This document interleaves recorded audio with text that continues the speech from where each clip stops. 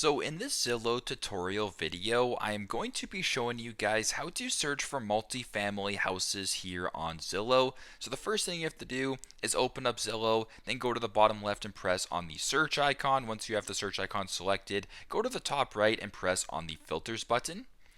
When you're on the filters page, simply just scroll down to where it says home type right here. And if you haven't changed anything by default, it should have all the home types selected. So this way, when you're searching for viewings or searching for listings, I should say, houses, townhomes, apartments, etc., will all show up. But if you're only looking for multifamily houses in specific, to make it a lot easier, simply just uncheck everything except for multifamily. This way, when you go to the search bar at the bottom, press on see results.